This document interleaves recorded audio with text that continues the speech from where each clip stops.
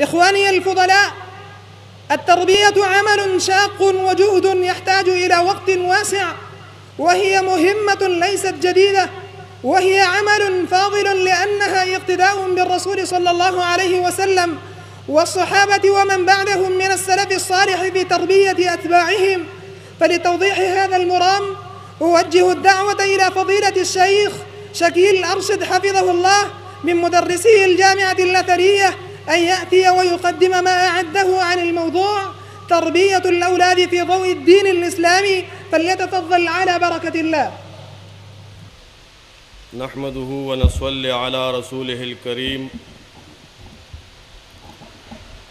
أما بعد فأعوذ بالله من الشيطان الرجيم. قال الله تبارك وتعالى: يا أيها الذين آمنوا قوا أنفسكم وأهليكم نارا.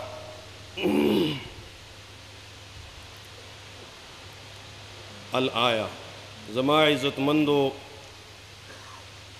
حاضرینو سامعینو مسلمانانو علماء او طلابو، السلام علیکم ورحمۃ اللہ وبرکاتہ.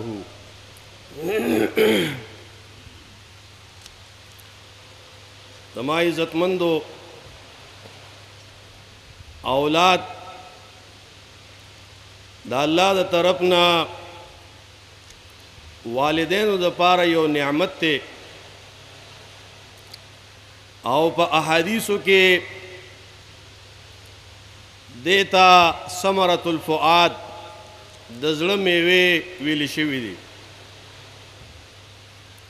زما عزت مندو که یو طرف تا دا دا اللہ سبحانہ وتعالی دا طرفنا نعمت تے، نو بل طرف تا دا یو امانت هم دے.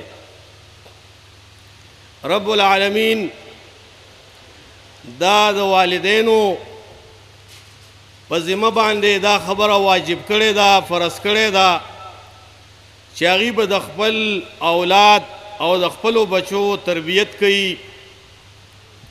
تربیت بیا صرف دې ته نه وایي چې د هغوی دپاره د خوراک څښاک یا د لباس یا نور اسباب مهیا شي. تربیت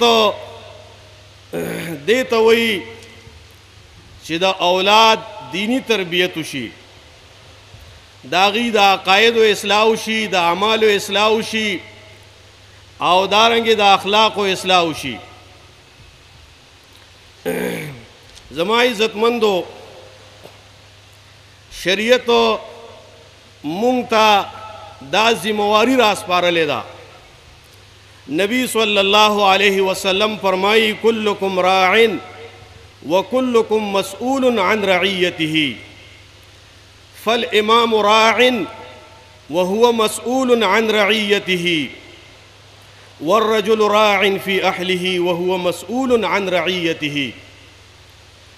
نبی صلی اللہ علیہ وسلم فرمائی چې تاسو ټول ته یو رعیت حواله شوی دی، او د هر راعینا د خپل رعیت په باره کې تپوس پکېږي. دارنګې سړی چې دی دا په خپل اهل کې یو راعي دی، او د سړي نه به د خپل رعیت تپوس کېږي.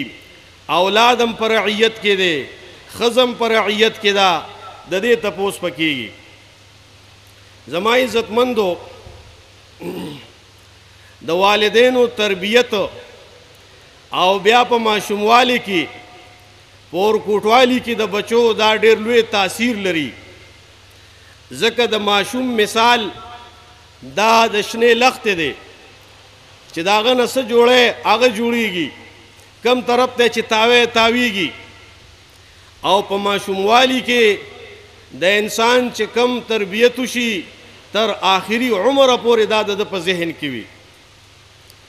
یو شاعر وی: وحرص بنيك على الآداب في الصغر كما تقر بهم عيناك في الكبر، وإنما مثل الآداب تجمعها في عنفوان الصبا كالنقش في الحجر. وی د اولاد په ماشوموالي کې تربیت وکا او هغې ته صحیح آداب وښیه. سبا چې غټ شي ستا سترګې به په هغې باندې یخېږي.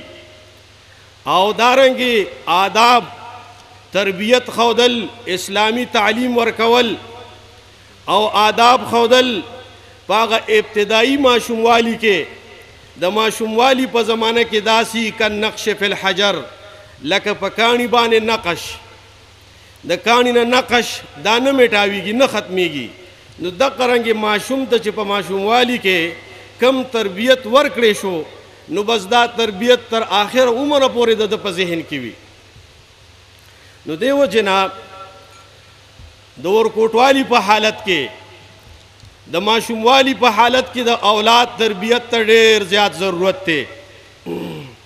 او زما عزتمندو، تربیت هم هغه تربیت چې کم تربیت قرآن او حدیث مونږ او تاسو ته ښودلې. زمونږ دا دین دا کامل دین دی. پدې کې عقاید بیان شوي دي، پدې کې اعمال دي، پدې کې اخلاق دي، پدې کې معاملات دي. د زندګۍ د هر شعبې نه دا باس کوي. زما عزتمندو، دې کې د اولاد تربیت هم بیان شوی دی. ټیک ته عصري تعلیم هم د دې وخت تقاضا ده، خو د عصري د تعلیم سره سره دینی تعلیم او دینی تربیت دا ډېر زیات ضروری دی. ولې که یو اولاد ته صرف انګریزي تعلیم، عصري تعلیم هغه ورکول کېږي او د دینی تعلیم نه هغه محروم وي، نو زما عزتمندو دې بیا آخر کې د انسانیت د دایرې نه موځي. ځکه انسانیت دا مونږ ته محمد رسول الله صلی الله علیه وسلم ښودلی دی. تربیت مونږ ته الله ښودلی دی، قرآن ښودلی دی. قرآن کریم کې سورت لقمان هغه نیک سړی چې پخوا امتونو کې تیر شوی او هوښیار سړی و، د هغه تقریر الله په خپل کتاب کې را نقل کوي. او دارنګې د هغه دا تقریر الله ته دومره خوښ دی چې د خپل کتاب یو حصه ګرځوي. هغه خپل بچي ته څنګه تربیت ورکوي، د تربیت چل زده کول پکار دي. الله فرمایي وَإِذْ قَالَ لُقْمَانُ لِابْنِهِ وَهُوَ يَعِظُهُ يَا بُنَيَّ لَا تُشْرِكْ بِاللَّهِ إِنَّ الشِّرْكَ لَظُلْمٌ عَظِيمٌ. اولنی تربیت د کور نه شروع کوي او د بچی نه شروع کوي. او په تربیت کې اول اهم مسله چې د هغې نه بغیر نجات په دارینو کې ممکن نه دی، هغه د توحید مسله ده، د الله د یووالي مسله او د شرک رد. بچی ته دا وایي چې ګورې پام چې شرکونو کې الله سره شریک مقرر نه کې په ذات او صفاتو کې. ځکه شرک چې دی دا ډېر لوی ظلم دی چې یو سړی پیدا کړی الله دی، رزق الله ورکوي، تربیت الله کوي، نعمتونه الله ورکوي، او دی عبادت د بل چا کوي، نظر او نیاز او منښت د بل چا په نوم کوي، رامدد شبل ته وایي، د الله صفتونه مخلوق له ورکوي. نو دا ډېر لوی ظلم دی. ظلمونو کې د ټولو نه لوی ظلم دا دی. نو دې وجې نه اول دا مسله ذکر کوي. دارنګې ورپسې بیا اعمال هم ورته ښیي، مختلف اندازونو سره د والدینو حقوق هم ورته ښیي چې د والدینو تابعداري کوه، والدینو اطاعت کوه. او د هغې نه دام ورته ښیي چې واتبع سبیل من اناب الیه. که د والدینو د مشرانو خبرې دا د الله د دین نه او د الله د خبرو نه خلافي، نو په هغې کې به اطاعت نه کوې، بلکې اتباع به د هغه چا کې، اتباع به په هغه لار باندې روانې من اناب الیه چې ما ته رجوع کوي. دارنګې دې نه بعد ورته د اعمالو دعوت ورکوي. یا بنی اقم الصلاة وامر بالمعروف وانهى عن المنکر واصبر على ما اصابک.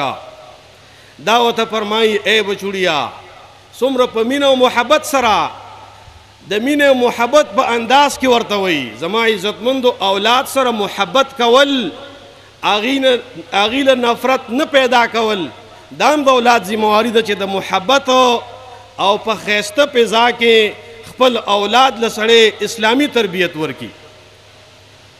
نبی صلی الله علیه وسلم زمونږ د پاره اسوه حسنه ده چې هغه د خپل ماشومانو د کشرانو څنګه تربیت کړی دی او هغې سره څنګه محبت کړی دی. یو روایت کې راځي، صحیح روایت دی، نبی صلی الله علیه وسلم خپل یو نوسی حسن رضی الله عنه خپل کو.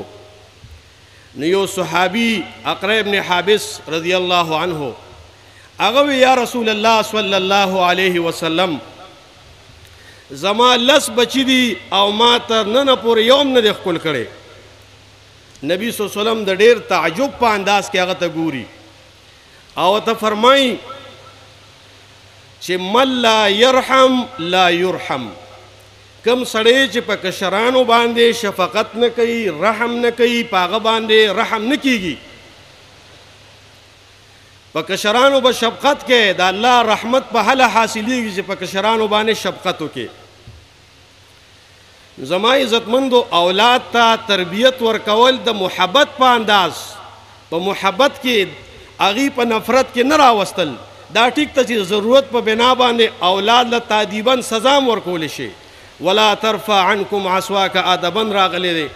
او دارنګې بل حدیث کې راځي مرو اولادکم بالصلاة وهم ابناء 7 سنین واضربوهم علیها وهم ابناء 10 سنین. نبی صلی الله علیه وسلم فرمایي خپل اولاد ته د مانځه امر کوي کله چې هغې د 7 کالو وي او کله چې 10 کالو ته یو بچی ورسېدو او هغه بیا د مونځ پابندي نه کوي، مونځ نه کوي، نو هغه له سزا ورکړي. اولاد به د الله په باره کې یری. نو لقمان حکیم هغه هوښیار سړی د دنیا چې الله د هغه تقریر په خپل کتاب کې نقل کوي، هغه بچی ته وایي یا بنی اقم الصلاة، ای بچوړیه د مانځه پابندي کوه او د حق دعوت کوه او د منکر نه خلق منې کوه، او کو په دې لار کې تا ته تکلیف رسیږي نو واصبر علی ما اصابک،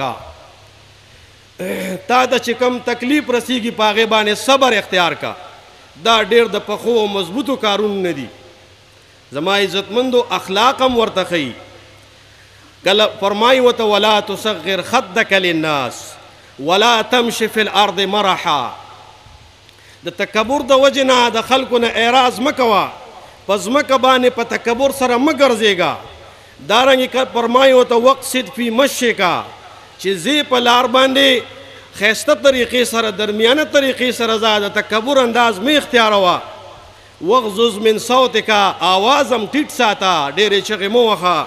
ان انکر الاصوات لصوت الحمیر، ځکه بد آواز په آوازونو کې خامخا آواز د چا دی؟ د خر دی. زما عزتمندو دا اخلاق دي. نو د عقیدې نه اول بنیادی شی عقیده ده.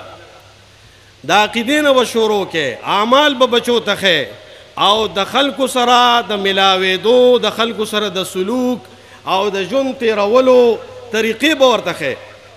زما عزتمندو دا په آدابو کې دي. نبی صلی الله علیه وسلم څومره د محبت په انداز کې د خپلو کشرانو تربیت کوي. عمرو ابن ابي سلمہ رضی الله تعالی عنہ د رسول الله صلی الله علیه وسلم صحابي دی. دی فرمایي چې زه ماشوم وم او د رسول الله صلی الله علیه وسلم په غیږ کې ناستم. طعام حاضر شو، هغه طعام کې زما لاس کله یو طرف ته لګېدو، کله مې د کاسې نه یو طرف ته خوراک کو، کله بل طرف ته. نبی صلی الله علیه وسلم تربیت کوي. فرمای ورته یا غلامو سم الله، ای هلکه چې کله خوراک شروع کې نو بسم الله وایه. وکل بیمینک، او په ښي لاس باندې خوراک کوه. وکل مما یلیک، او خپل مخې ته خوراک کوه. نبی صلی الله علیه وسلم په دې طریقې سره د ماشومانو تربیت کوي. عبدالله ابن عباس رضی الله تعالی عنهما فرمایي زه ماشوم وم، نبی صلی الله علیه وسلم پسې په سورلی باندې سور وم. ګوره د الله رسول او د الله د رسول صحابه کرام زما عزتمندو هغوی خپل وخت نه ضایع کوي که په مسجد کې نه هم د الله د دین خبرې که په بار معاشره کې وي که په سورلی باندې سواره وي نه هم د الله د دین تذکره کوي عبدالله ابن عباس رضی الله تعالی عنهما فرمایي چې ما ته نبی صلی الله علیه وسلم ووی یا غلامو الا اعلمک کلمات ينفعک الله بهن اے هلکه زه تا ته داسې کلمات ښیمه چې الله رب العزت پتا ته په دې باندې فایده ورسوي اول احفظ الله یحفظک دا اول د عقیدې مسله ده د الله د حقوقو د الله د دین او د الله د حکمونو حفاظت وکړه الله به ستا حفاظت کوي اول د عقیدې نه تربیت شروع کیږي واذا سألت فاسأل الله او چې سوال کې نو سوال صرف د یو الله نه کوه مخلوقاتو نه سوال مه کوه واذا استعنت فاستعن بالله او امداد چې طلب کې نو صرف د الله په نوم طلب کوه او بیا ورته دام وي توکل ورته ښیي عقیده ورته ښیي دا عقیده وساته واعلم ان الامه لو اجتمعت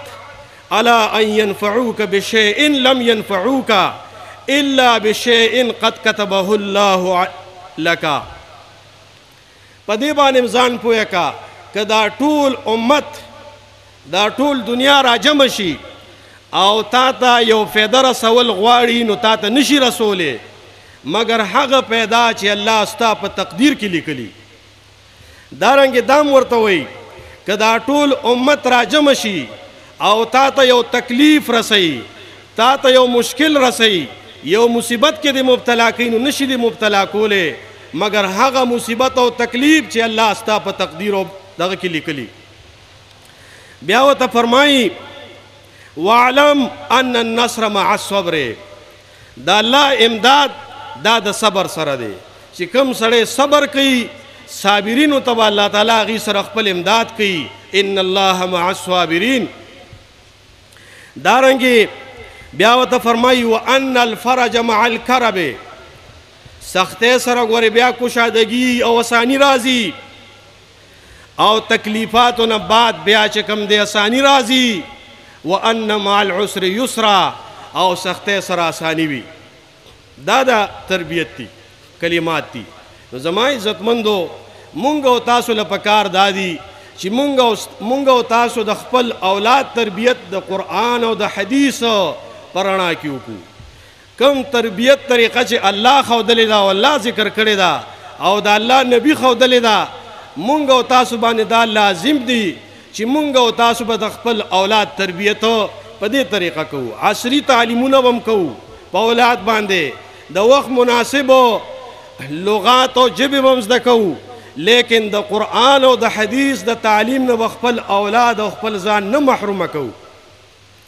مونږ عصري تعلیم د دې وخت تقاضا ګڼو چې عصري تعلیم پکار دی خو د عصري تعلیم سره دینی تعلیم هم لازم دی زما عزتمندو د صحابه کرامو دور کې هم د عصري تعلیماتو عبدالله ابن زبیر رضی الله تعالی عنهما باره کې راځي چې هغه ته سل ژبې یادې وې سل غلامان او د هر یو غلام سره به په خپل لغت کې خبرې کولې نو زما عزتمندو دا ټول عصري علوم دي که نه نو عصري تعلیم نه الله او رسول مونږ او تاسو نه منې کوي خو د هغې سره سره دینی تعلیم د قرآن او سنت تعلیم دا ضروری دی زما عزتمندو د اولاد تربیت باره کې ډېر احادیث دي او دا موضوع ډېره اوږده ده خو د وخت د اختصار د وجې نه زه په دې باندې اکتفا کوم واخر دعوانا ان الحمد لله رب العالمین